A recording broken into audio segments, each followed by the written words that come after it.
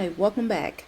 Today I will be sharing some real advice that I got from a recruiter. And these are not just the generic tips that we've heard countless times before, but they are truly insider knowledge on how hiring works and how to use it to your advantage. So today what we'll be covering is what's the different types of resumes to have, what AI screening tools are out there, and how you can get around it when you are applying to a job, as well as a year-round habit that can make future job applications and future evaluations and things where you're displaying your skill sets much easier. So before you apply anywhere, you want to make a comprehensive resume first. So that would include every role you've ever had professionally, every skill set you have, every accomplishment, all in one place. So this serves as a archive of all of your expertise and your career background. This will never go to an employer. This is something that is for your use and your use only. Because what you'll end up doing once you start applying to the specific jobs, you will take this all-inclusive resume and make a copy of it and then make changes to it to align with whatever job that you are applying to at the time. And another important thing that most job seekers don't know is what that job description really means. So the U.S. EEOC, which stands for Equal Employment Opportunity Commission, what they do is they are the ones that legally determine what an employee can put in the job description. So what you see, that is how that is generated. Now, some of this list are truly must-haves for the role, and some of them are like wish lists. The only issue is we don't know which ones are, but I can guarantee most of us have counted ourselves out when we didn't hit all the markers for that job description. And instead of applying, we just stated like, okay, I don't have that. And they have it in this requirements section. And so you're like, well, to just save myself the rejection, I'll do it before anybody else can tell me I'm not fit for this role, even though on paper you have the skill sets to get into this role and to then further learn more and be great at that role. So the key points are, we're not counting ourselves out. If your resume matches really close to the job description, I say give it a try. When to absolutely not apply for a job: when your skill sets and your resume is completely out of the scope of it. Even if it's something you're interested in, just don't waste your time on things where your resume doesn't align at all and you can't even pull anything from your expertise that will make you a good candidate for that role. So next is a resume template. So this is a resume template that I was given. It's very simple, it's straight to the point. It's easy to read. So in the beginning, you're just going to put your name, your phone number, and your email address. You don't need to put your actual address. But one more thing to include: if you're open to relocating, or if you're looking for a specific type of work like remote, hybrid, it'll be worth it just stating it on the resume. And then next, you're going to write a brief summary of your expertise. Just in one place, who are you as it pertains to this role? You pretty much want to give as a summary that kind of encompasses what you have or what you will bring to the role that they are looking for. And then for the experience, you just fill in your experience, and you just want to kind of keep the bullets pretty concise. You just want to get straight to the point and highlight the things that make sense. And then don't forget your skills and then your education. And then also, I'm going to have this template attached in the description so that it can be easy to just download it and then just tweak it to fit yours. So next, is the process of how you're going to get from that master resume to submitting that application. So first, find alignment. Like I said earlier, only go for roles where the job description genuinely matches your experience.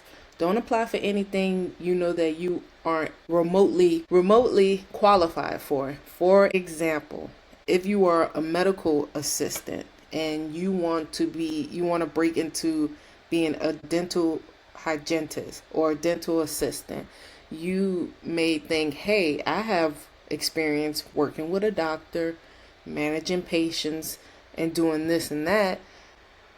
And it is the same format as in the sense of like it's still a doctor that you will be working in an assistant role to. You do have to do some level of schooling with the dental hygienist assistant.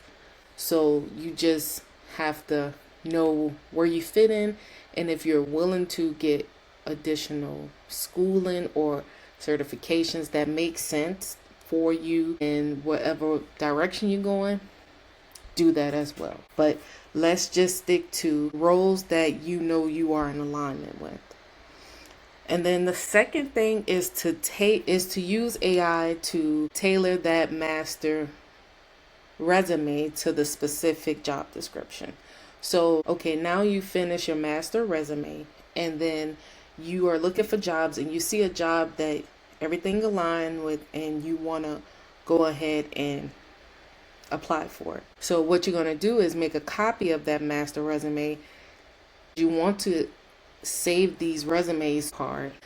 You have that resume to go back to see exactly what was in that resume, what points that you highlighted so that you can use that in preparing for your interview. So once you make that copy, what you want to do next is use a chatbot to insert that copy of the master resume in the job description and ask the chatbot, am I a good candidate for this role? And you can ask it to highlight how are you a good candidate, maybe some skill sets if you fall short of anything, and just ask it to give you an honest answer if I should proceed with this or not. And if the answer is yes, what you want to do next is to use the chatbot and ask it to optimize that resume to this job description. And what you're going to do is you're going to update your resume.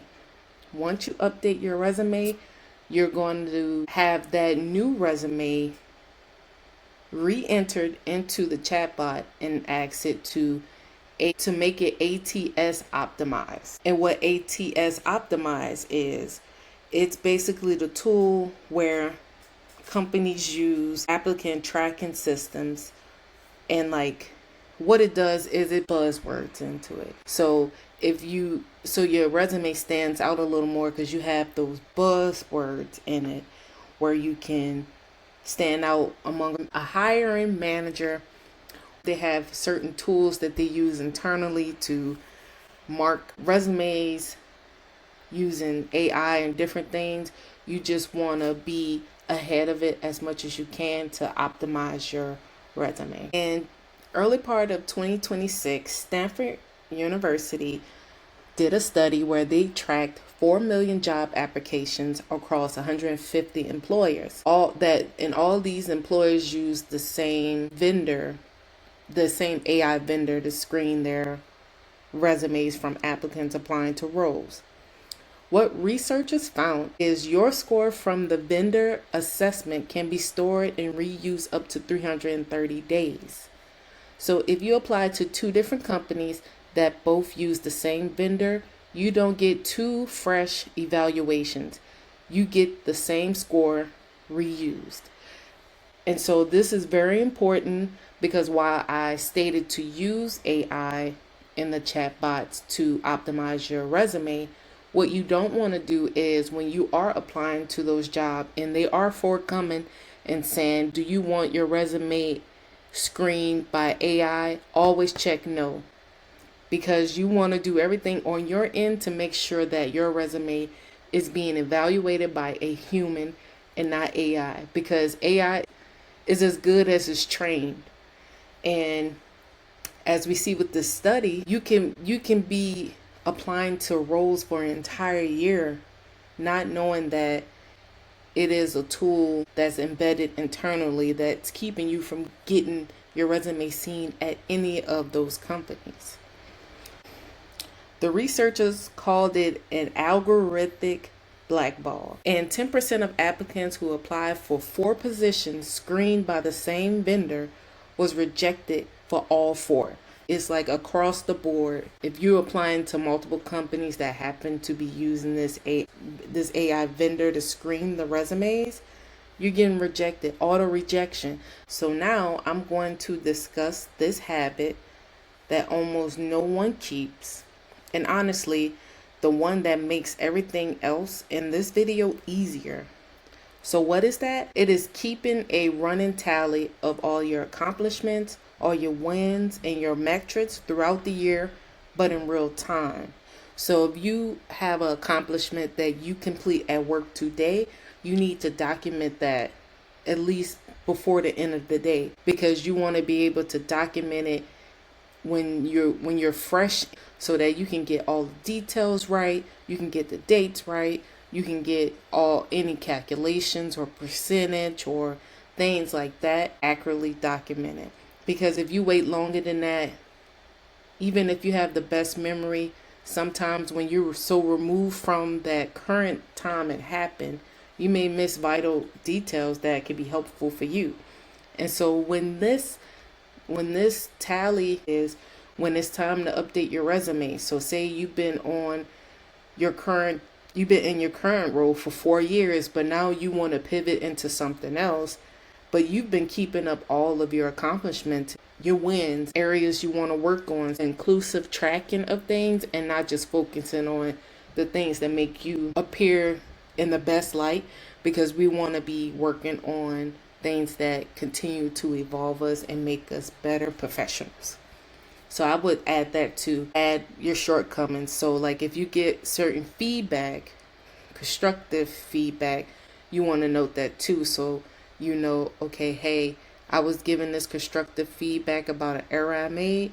And then once you've gotten better in that skill set, you can note that, hey, I got better at this. And you can kind of see the trajectory of you getting over that learning curve and learning something new. And then another time it comes into play is when there's annual reviews. So most employers do annual reviews at a specific time of the year, and that's when you either will find out if you're getting a raise or not, and what played into it, and things like that. Especially larger companies have goals and metrics that they expect for you to hit every year, and you also have a duty to track that so that you don't have a issue when you get in there and the manager is saying you didn't do XYZ. You have proof that, hey, I have been doing XYZ and I've been tracking it, and this is the mode that I've been tracking it in, to make sure that you know what you're doing. Because a lot of time managers and supervisors, they truly don't know exactly what you're doing day to day, manager. So it's our job as the team member actually doing the day-to-day routine of whatever the job is, to make sure that we're noting what we did, what we accomplished, ways we are working to improve ourselves. So that will go into your annual review, and you have justification on a raise or a promotion. And so for this tracking system, you can make a calendar reminder, even if you want to do a daily calendar reminder or a weekly calendar reminder to remember to note it. I say maybe do a daily calendar reminder. So at the end of your shift, you can have a reminder set up in your calendar to kind of go through what you did for work and assess it that way. And then also you can keep a running note in your phone that keeps track of it. I would suggest doing a spreadsheet where you can put the dates. You can formulate all types of formulas within Excel that will make tracking easier. So like if you have a certain formula for a certain metric that you have to meet. You could put a formula in, so every time you put in your new accomplishment for it, it can auto calculate it, and you can have a tab for every month so that every month is in its own place. So once it's time to utilize it, it's a tool that you can utilize without having to update or fill in holes or gaps. So lastly, this is your action item. So typically hiring tends to slow down heading into November and December because a lot of recruiters and hire management personnel are taking PTO. Sometimes hiring may slow up just because you have a lot going on in that last quarter of the year. And sometimes, depending on the industry, it's ramping up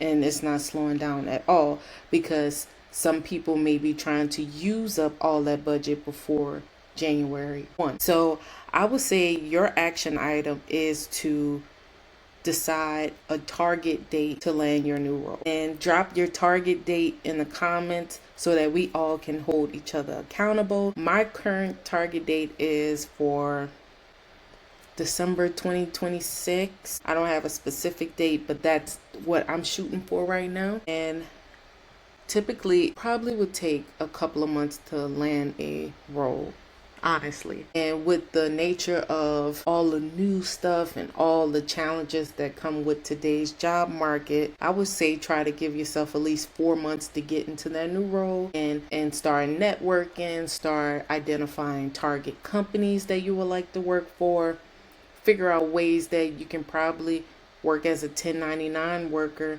with the skill sets you have now, because those could be easier to start and get onboarded.